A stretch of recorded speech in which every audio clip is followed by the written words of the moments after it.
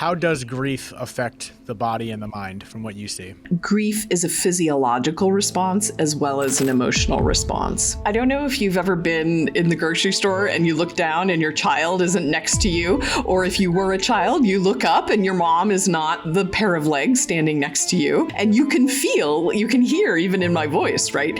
The panicky sense of, oh God, where are they? What's happening? You know, when we're bonded with someone, being separated from that person causes a physiological response. In regards to the data and the studies that you do, you just put a Craigslist out for people that are grieving? Like, how do you get these people in a room? That's a great question. We're diving into the brain and the body, baby. We're looking at a clinical aspect with Professor of Psychology and Psychiatry at University of Arizona with Dr. Mary Frances O'Connor. It was a pleasure to speak with her. This is a conversation I really wanted to dive into because I think we know how our body responds to trauma, how we feel and whatnot, but she gives us case studies and examples very specifically of how our brain can really be affected biologically and how our body can also be affected biologically. So we get ways of how others have gotten through it from a clinical approach, how our body can respond and what we can look out for down the road and even immediately after we go through a tough experience. So I hope you enjoy this episode as usual. For anyone that hasn't joined our Patreon, if you want to consider it, it's $5 a month, help support the show and you'll get some of these episodes early. That's all I'll say about that. As usual, I'll stop talking. Let's get into the show. Mary Frances, I really appreciate you being here and I want to thank you for the time. As I mentioned off the mic, I'm very interested in the topic of how grief and stress for that matter affects the body, the mind, and spiritually for that. So if you don't mind introducing yourself so people can get to know you, and then we'll go from there. It's great to be here, David. Thank you for having me. I'm Mary Frances O'Connor. I'm a clinical psychologist at the University of Arizona and the author of the new book, The Grieving Body. And I'm delighted to talk about all the things you're curious about. I love that, and especially from an expert, and as I seem to feel that you are, and what I've read on you. But I know this is a very general question, but just we'll unravel it as it goes. But how does grief affect the body and the mind from what you see? I think it's important to remember that when we lose a loved one, when a loved one dies, you always have to start with the love part. So in order to understand what is missing, what is gone, you have to understand what it was you had. And I think part of the reason that's so important is that we forget that we are physically in a relationship with our loved ones. That is to say that our body is all the time responding to them, even outside of our awareness. And, especially if you live with that person, then when you go to sleep, when you eat, what you eat, whether you get a cold, whether your loved one gives you a hug when you're upset, all of those are aspects of our relationship that is amputated when a loved one dies. And so I think it's very helpful in understanding what am I feeling, what is happening to me, to recognize that grief is a physiological response as well as an emotional response.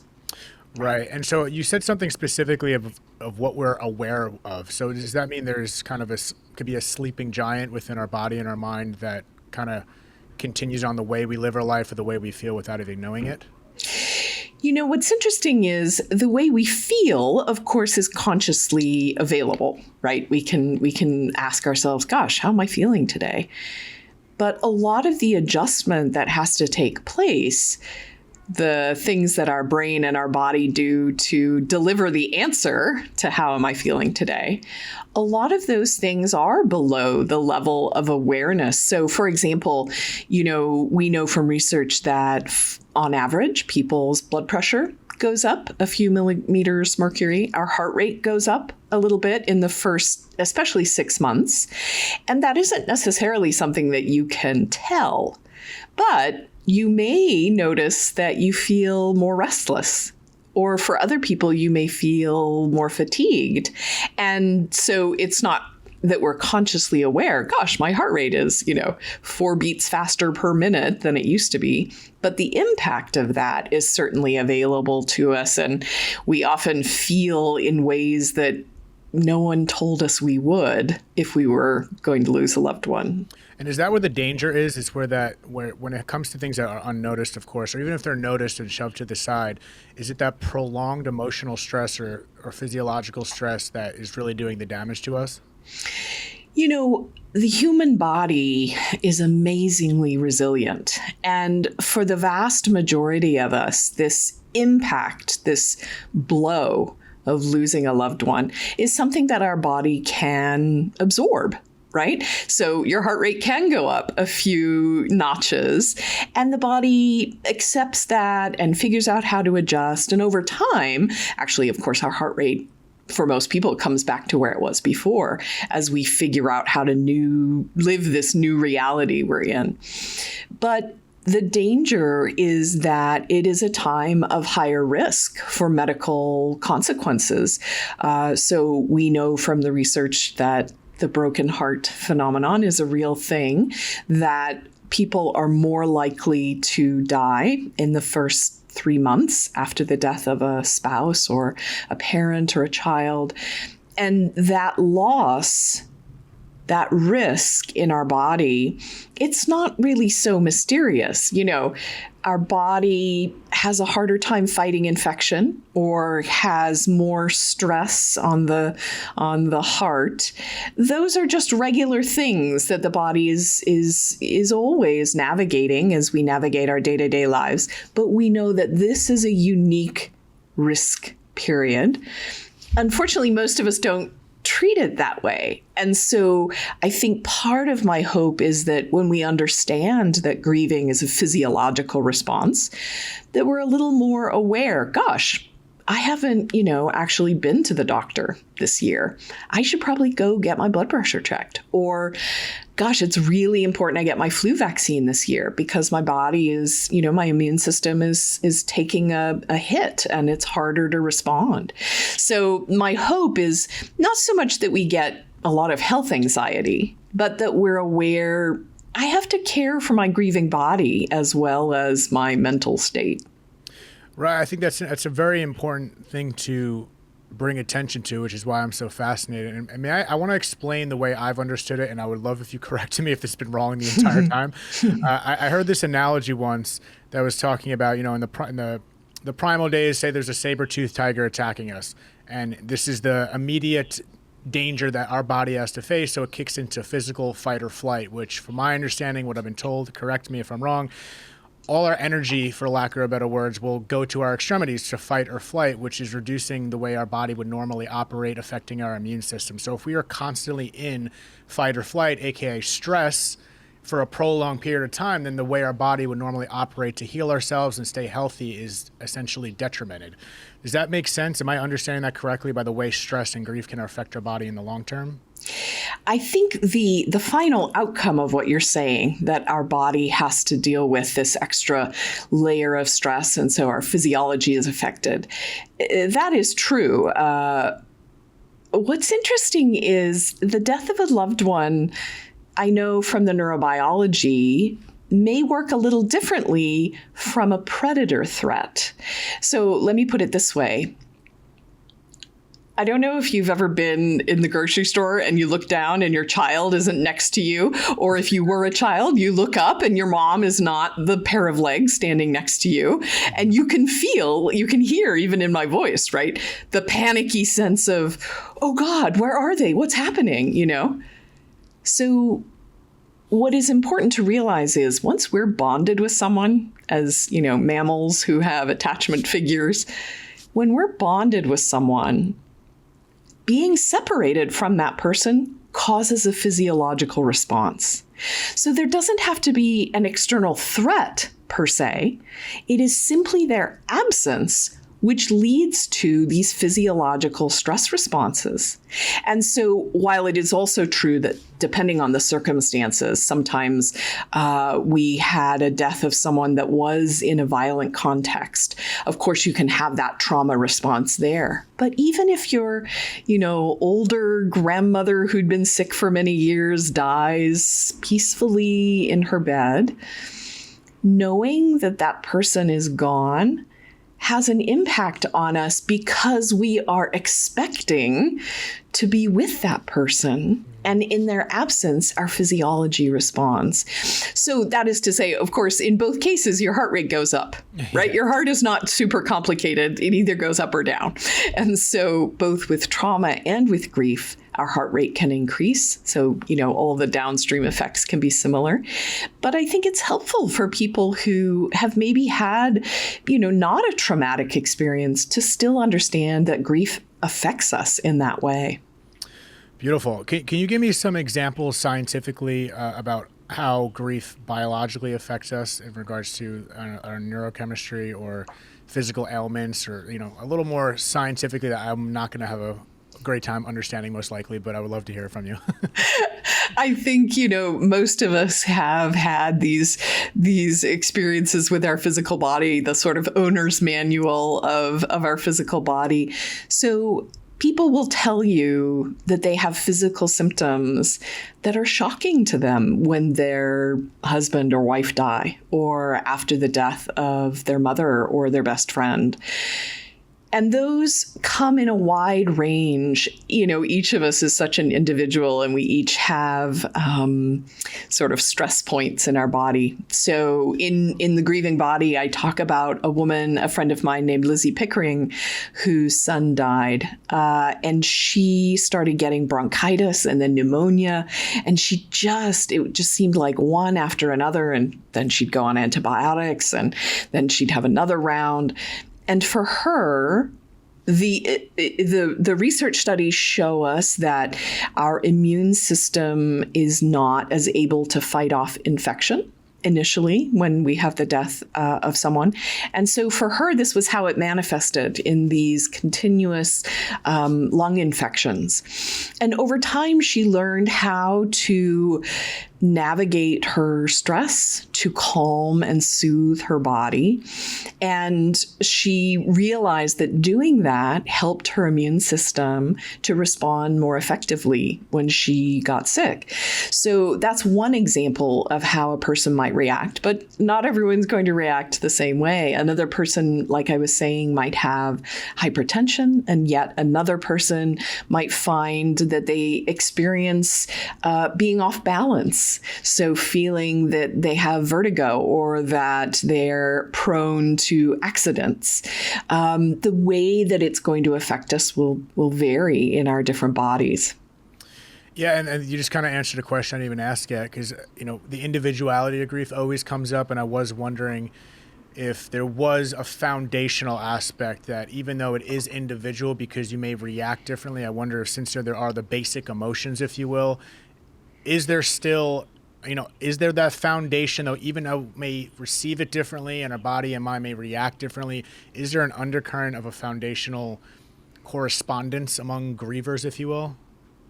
What's interesting to me is that you're right, grief is a very individual response. And part of that is because every relationship is different, right? So who this person was to us, what they meant to us is going to be different. But as scientists, we're always looking for patterns, of course, right? What can we detect across people that might help them to see things through a different lens and be aware of maybe some risks by knowing what happens sort of on average. So there's both individual variability and also these patterns. And one of the things that I think is helpful is knowing that there are very common responses that we see in loss. And that's both in human beings, but even in other animals. And we call these two responses protest and despair. And protest is that, well, it's what I was describing before, when you realize that your loved one is gone and is not coming back. And that protest of this can't be true, and who's to blame, or I feel so guilty, or, right, that's a very agitated, active response that the body has. And the other response that we see in animals and humans across ages is despair. And that's recognizing, oh no, they really are gone and they're really not coming back. And that that experience is immobilizing. We just want to withdraw from the world, really. This sort of truth of it, the importance of it really hammers home. And both of those are natural responses. The key is that most of us, the vast majority of us actually, have those responses and also have other responses. Most of us are able to find ways to comfort ourselves or ask for comfort when we're feeling these waves of grief. These protest and despair feelings tend to come in waves. So what's important is that we can feel despair and we can also feel joy or love or pride in how we cared for the person who died, or it's about having the full range of feelings that encompasses grief but isn't only grief. That, I think, is a sign of mental health. Yeah, and to me, grief has always been just a charcuterie board of a million different emotions, if not all the emotions all at once, and it's hard to pick apart what's what. I'm curious, have you had any studies or experience in looking at preparation in a sense of people that are, in my case, for a specific example, I'm very open to the dialogue. I confront it in my own way, whether for better or for worse, and I have these conversations. Is there any data that shows people that have been more open to discussion or contemplation, whether philosophically or by practice, that have came across grief and maybe handled it in a, for lack of better words, better way or copability? Yeah, it's interesting. Part of the question that I hear there is if we did things before the death happened. And there's another part of the question I hear there, which is about how we coped after the death. What I can tell you from research studies is that the opportunity to have conversations, sometimes we call them closure conversations, before a loved one dies, we do know that that can be helpful then after the death as we're sort of looking back. So the capacity, or the opportunity, I should say, to have been able to say goodbye and I love you and thank you and I forgive you or you forgive me, or those kinds of conversations, while deeply difficult at the time, give people a chance to, have said the things they wanted to say. Now, in cases like your own, where you talked about a sudden loss where there was no way to anticipate it, there are sometimes ways afterward to be able to write a letter to the person. And many people find that deeply meaningful, even though it occurs after the event, because they have a relationship, a continuing relationship, right, in the mind with that person. And you know how they would have responded, and sort of having the opportunity to talk through that, to think through what they would have said and what you would have said, can be deeply comforting because it is true nonetheless, even though it happens after the fact.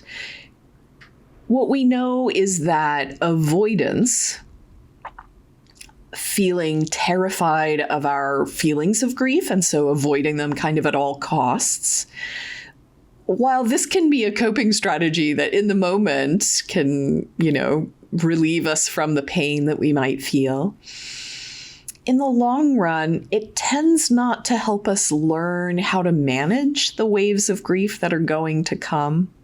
So avoidance can be a tricky strategy. If you're walking into a work meeting, there is nothing wrong with avoidance. I'm just going to pretend this hasn't happened. I'm just going to get through the next 45 minutes. There is nothing wrong with that as a coping strategy. But if it's your only coping strategy, then in the long run, those waves of grief are going to keep catching us off balance.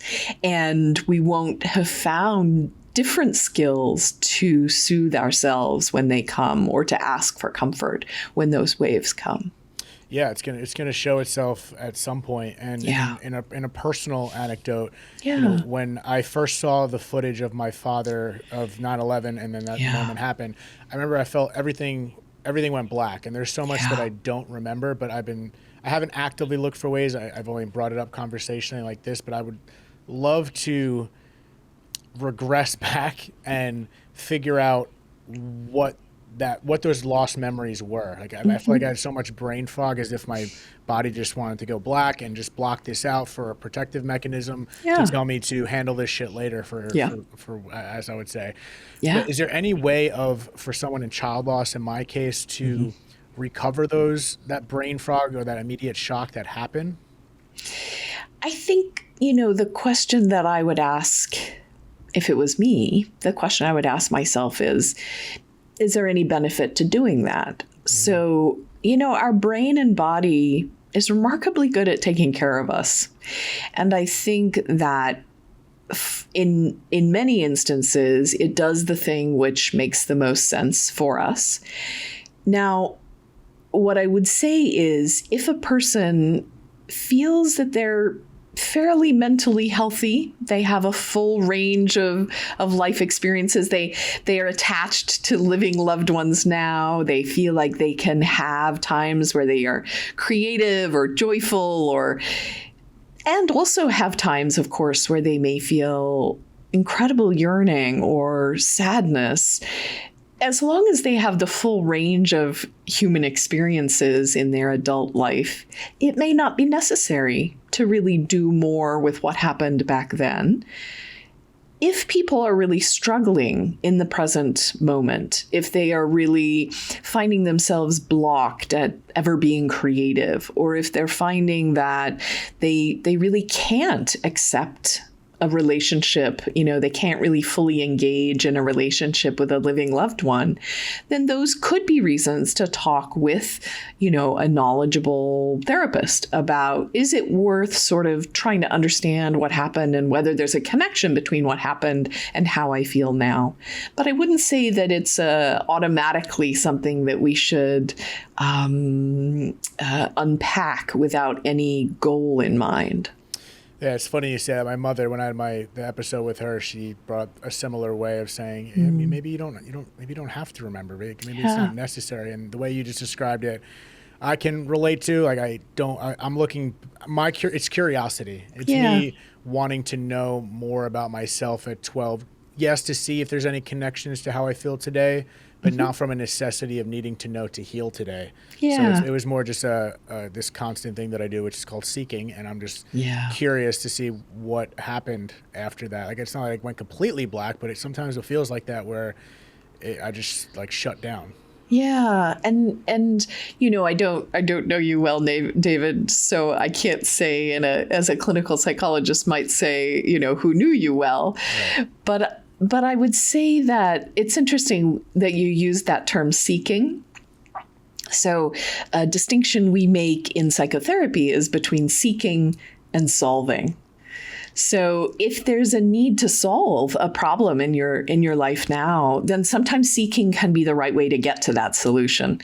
But if seeking is kind of for its own, just seeking, often the trouble is that we get kind of stuck, that there isn't necessarily an end point to what it is that we're seeking about, and that can make it difficult to not get lost in the kind of quagmire of emotions that may have happened or may not have happened. That makes sense. Yeah, maybe I think some things are better off just left as is, and whether there needs to be a solution or not. But that's very fascinating, the point of what you just said, that maybe there is correlation that needs to be founded if today you are not feeling the way that you'd hope. That makes sense.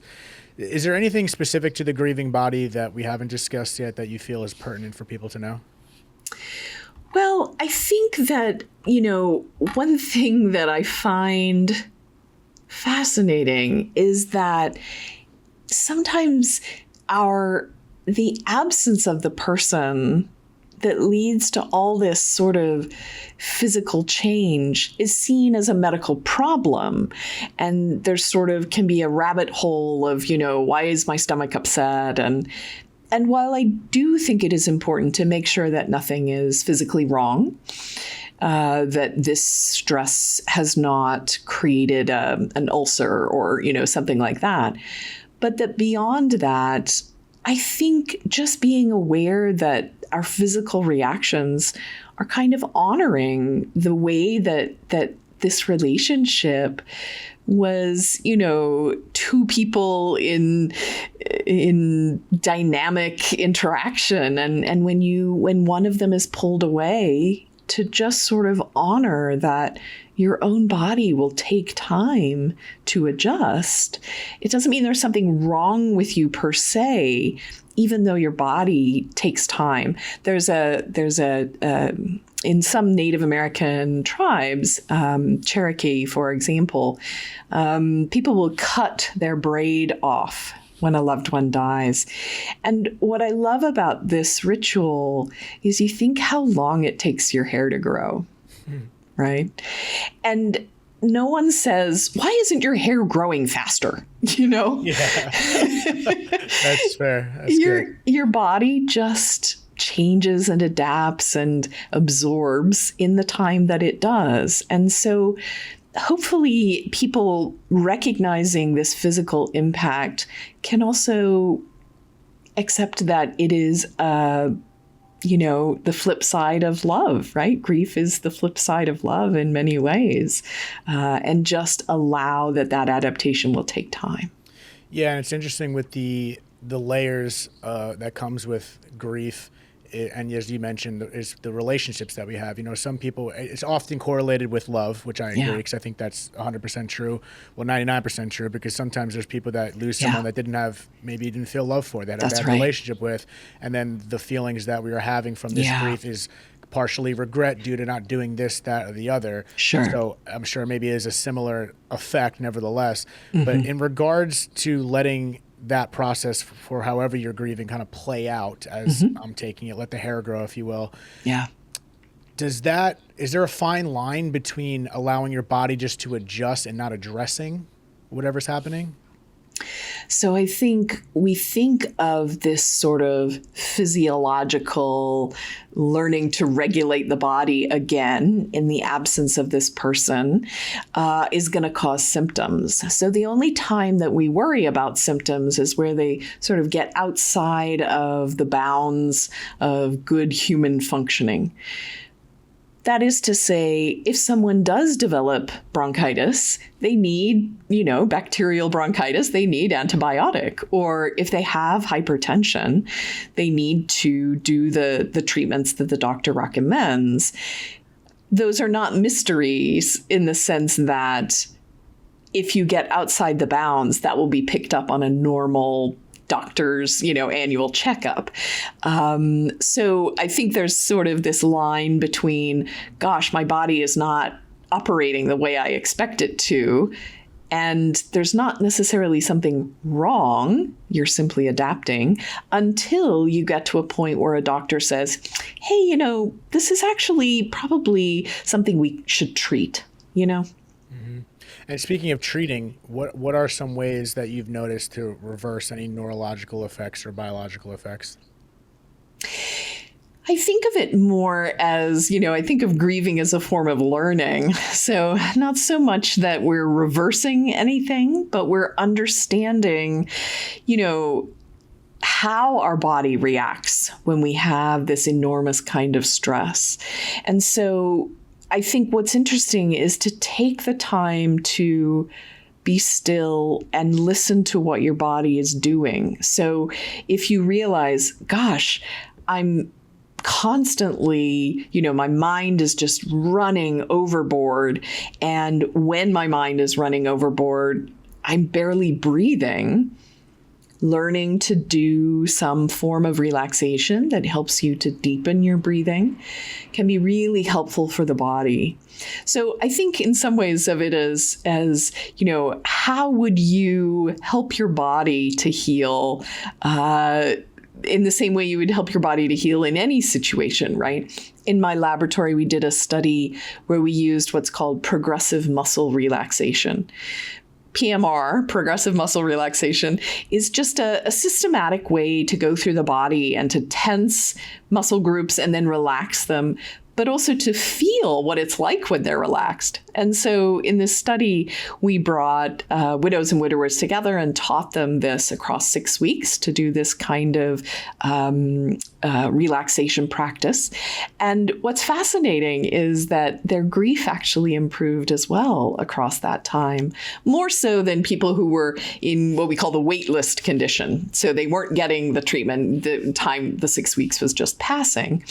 And so what we think is the capacity to allow and even assist your body to relax can help as you're also trying to process all the emotional stuff that comes with grieving. So I think about, trying to get your body some resources, an opportunity to sleep, an opportunity for nutrition, an opportunity for movement in your day, and an opportunity for soothing, whether that's yoga or going for a run. These are they're non-specific, right? That's not specifically about grieving, but it is specifically about helping your body to absorb this blow that it has taken. Yeah, when you're using words like relax and breathing, it just continually correlates with the word stress. So are stress and grief synonymous, or is it the chicken or the egg? I don't think that they're synonymous in the sense that grief or loss, the loss of someone, is a form of stress, right? Is one form of stress. In fact, we know from research that the death of a loved one is considered the greatest of life events, the greatest of stressful life events. And so it is just one form of stress, and your body is likely to react to all sorts of different stressors by having a difficult time regulating. But this one we know is a profound stress for the body. So while they're not synonymous, I would say that loss is one of the greatest examples of stress and learning how to cope. Yeah, and to me, even if something's a form of something, it's still that something. So it's still stress, Absolutely. And so have you ever found out in any of your studies, because for me, obviously we want to have nutrition, we want to eat well, we want to stay active. There's all these correlations to our health. But my order of hierarchy of priority is stress first, nutrition and activity. Like that, I take care of my body for the most part. I think I eat okay.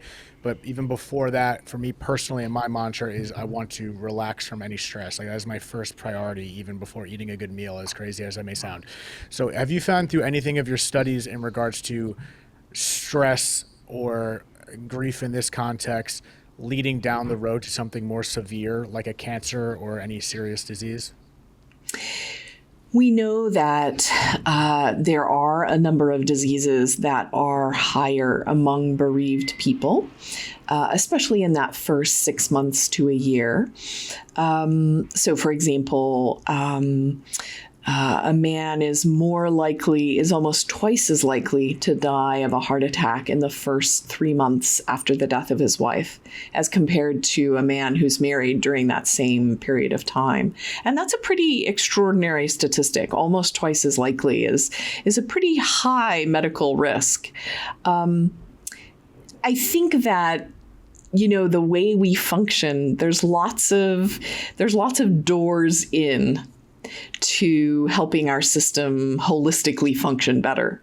For some people, it's going to be about, drinking enough water and getting enough small nutritious meals is going to be the thing that they can do that's going to sort of put the floor under them so that they can deal with other things. For another person like yourself, it might be, first, I need to sit and calm myself so that I can even contemplate eating. And so what's important, I think, is that this is really an opportunity to know, how does your body react? This is like the volume gets turned up, right, on how your body reacts. And the things that we learn about our own response, those are authentically us. Right? And so by understanding, gosh, how am I going to get through this? We really learn more about how life works. And that, ironically, means that when we have a close friend later who goes through grieving, we're not going to know what they should do.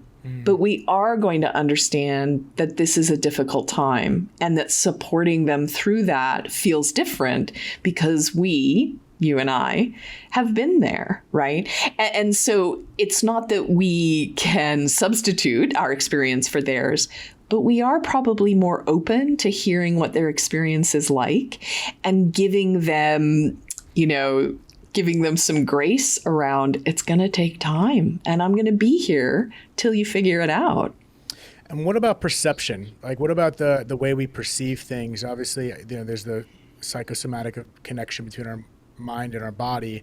And I, from my understanding, the power of the way we think, whether it's positive or negative, the way we view things can affect our body and our overall health. So what is the power of perception and the way we perceive these events? You have plenty of people that say, oh, my life is over. I have no purpose. Yeah. You have plenty of people say, I'm going to find my purpose. There's still joy. And to me, that's just a perception switch. So how much of that perception switch is part of that process? I can't know for any individual what it is that they're going to learn as they're grieving, but I can not so much learning, just even just the way people perceive grief. Because I've had so many people that handle it with such grace, from my perspective, and then some people that just which is fair, and you go down a darker hole. How much of that is perception, you think? Yeah, that's a great question. I think what's hard to understand, what's hard to know, is that each person, we don't know exactly what's going on for them. And I think for many people, it is a shock how intense grief is. So I think many people are simply taken completely off guard that they would feel physically as awful as they do, or that they would cry multiple times for days and weeks, right? So I think our initial reactions are often very much automatic and have very little to do with perception in a sense. What I think we can learn over time maybe is, the first even 100 times you have that wave of grief, you may just think, oh my God, I'm not even going to get through this moment, right? Like this is unbearable. And even if the 101st time feels just as bad, you at least know what it is, right? It feels familiar. And then you can start to build sort of like, okay, so what can I do in response to that? And to some degree, that feels like the perception switch to me. I'm not going to be terrified after the 101st time that I won't get through this moment, but instead I'm going to try and learn what I can do in that moment to sort of navigate how it feels and not be so terrified of it that I avoid those feelings at all. I love that. And would you encourage people to be more perceptive in paying attention to what's happening with us physiologically? Like, obviously, it's maybe if you're in the middle of grief, just go through it. But at some point is part of what I'm hearing, just pay attention to how we feel, what we're thinking, how our brain feels, and just those physical responses, and then kind of take note of it.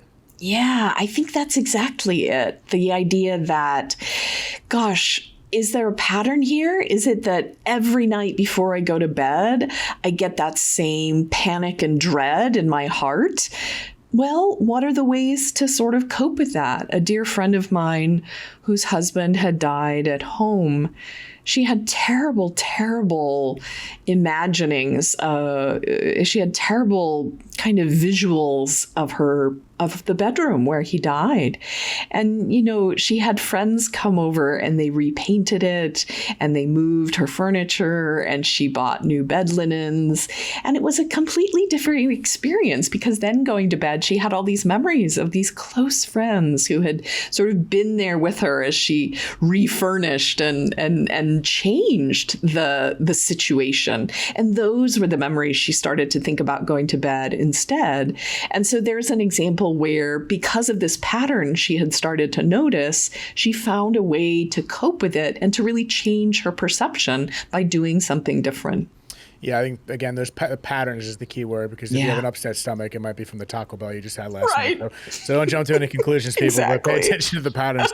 I was just curious, this is not a very valuable question, but I was just curious, in regards to the data and the studies that you do, How does that work? Do you just put a Craigslist out for people that are grieving? Like, how do you get these people in a room? That's a great question. And not one that I was sure how when we started, how to let people know these studies were going on. It turns out that, I created close relationships with many of the hospices in town. And hospices, your local nonprofit hospice, very likely has a bereavement support group. What's important to know is they often offer that service to anyone, not just when you've had a family member die through that hospice. In any case, by creating these connections in my community, we were able to let people know that these studies were going on, especially the studies where people needed to be in person, right? Where they needed to come in to get an MRI scan or to have a blood draw. And what I found fascinating, because, I think initially when I wanted to do these studies, people were like, you can't ask grieving people about their loved one. That's terrible. And it turns out, of course, people want to talk about their loved one. They want to talk about what happened. And the motivation is usually, look, if someone else can benefit from this study you're doing so that they don't have to have the same experience that I did, then I want to help. I want to do what I can. People have been incredibly generous and brave in sharing their experience with me. And I feel very honored that they let me sort of look at the patterning of their lives to try and draw some information. And that's why I hope to put now this information into the hands of people who might apply it to their own situation. That's amazing. And I mean, if people didn't want to talk about the grief, I wouldn't have a podcast right now. So, right. I totally agree on that aspect. Is there, there's maybe a couple more questions. I want to be respectful of your time, but sure. In regards to the thesaurus of grief, do these same impacts that you've explained thus far apply across the board? Obviously, there's differences. I know I'm being very blanketed, but in regards to different types of grief, whether it's a pet, whether it's a job, a relationship, or all these different types of grief that we experience every day, is there a very similar pattern of these physiological effects through all types of grief? Yeah. Part of that answer is what's true, and part of that answer is what we know so far. Right. So the most studies that have been done on the physiological response have happened when we have participants who've lost a spouse. So spouse loss is the most common type of loss that has been studied in research. But our findings generally are that what matters most is the impact it has on you. Right? So we do see that the death of a child and the death of a spouse tend to have the biggest impacts. But what that might just be sort of a proxy for those are often the people who we are closest to, we rely on the most, and it has the biggest impact on our life. If your secretary is the person that you spend 8 hours a day with, that you can rely on for, emotional and coffee support, and you imagine your future together so that you can get the work done, which couldn't happen without her, then maybe the loss of your secretary is the thing that will cause you the most grief.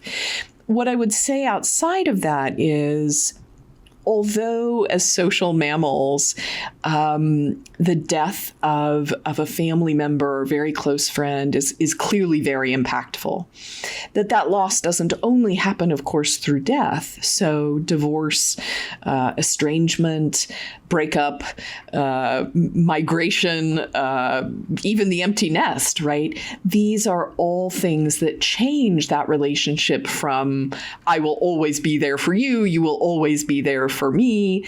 And it seems that shift in belonging and mattering is what often causes the grief in us. So it doesn't have to be through death. Similarly, the death of a pet. I mean, I can't think of a being to whom we are more attached. Often, I will always be there for you. You will always be there for me is practically the definition of having a pet, right?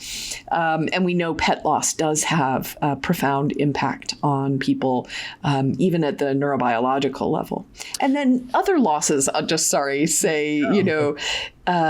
what I think is interesting is something like the loss of a job, the loss of health, the loss of function. These are also then things that impact the way we are in the world. And so I think it isn't a big leap for our brain to say, gosh, I'm also having grief around that, because similarly, I can't be in the world in the same way. Yeah, it's such a good point in regards to the impact that this person may have on us, or this animal or job, or however it may go. It just, that is a very important point, because you could have two sons, and one son might have a stronger personal relationship with the father, so it impacts you different. So it can go across the board. In regards to your studies, again, have you noticed any correlation or patterns with people of faith or people that have spiritual beliefs or religious beliefs in their coping mechanisms? There's a very interesting study, a very large study that started actually in the 1980s. It was called The Changing Lives of Older Couples, the CLOCK study. And it was a very long study. So a couple was enrolled, they were both interviewed, and then they followed these couples for 10 years. And when one of them passed away, they re-interviewed the remaining, the surviving spouse. And what's important about that is it's what we call prospective, right? It's truly prospective in that we know something about the couple before the grief started. And what they found in that study was people who had a way to think about death prior to the death event. So many people were religious, but also just having sort of a philosophical view, or even a sort of agricultural view that, you know, death is a part of the cycle of life. Having those sort of more abstract understandings, it did seem to temper the grief that people had after the specific loss of a spouse, almost like finding a way to fit this experience into a worldview that already understands and acknowledges that death affects all of us. Right. And I think that, to me, again, that ties back to my initial question earlier about perception and the way we perceive the world. Even though it's beliefs and philosophy, to me that still ties into the perception. And to me, it's just so powerful the way we see things. And sometimes it could happen like a light switch. If someone says something to you, you go, "You just didn't look at it that way." Sometimes it takes time. But the way we perceive everything, and that perception, to me, is a choice. And once we make that choice to perceive things in a certain way, which I think is part of the healing process, kind of too. Because like once you go through it, even like with your physical body, whatever you got to do, breathe, whatever mechanisms you already grace us with, that becomes a perception shift. So it's like, to me, again, it starts so much with the mind, and then it's all connected, of course. But I think the way we look at things and the way we try to be open-minded to the way we look at things can be such a massive overhaul. For the way and it doesn't remove everything fully, of course, but like you said, the word temper, I think it can temper it. Because I've seen so many people, a guy on my podcast that even people were shocked by the way he spoke about his sister's death. He was so flatlined, but it wasn't insensitive. It was just his perception was the way that carried him through his grief process, and it's just it's so fascinating to me. One more question, and of course, anything else you want to add to this, but is there any specific study or findings throughout your career that has been the most inspiring when it comes to grief, or impactful to you, rather, that anything that may jump to your head if you haven't mentioned it? You know, so many people have shared such wonderful stories with me. I don't know why, but the one that popped into my head when you said that was an older man when I was at UCLA as a postdoc. And he was in one of my studies looking at older adults who had lost a spouse.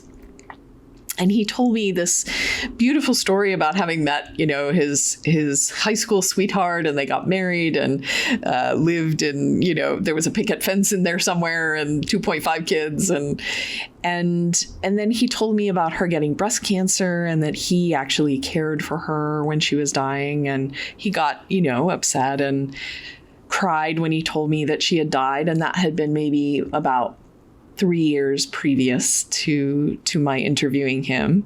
And then he told me that he'd been going to dinner with this woman recently who was very different from his wife, but that she was really interesting and brought out a very different side of him, a different sense of humor. And then he looked at me and he said something I will just never forget.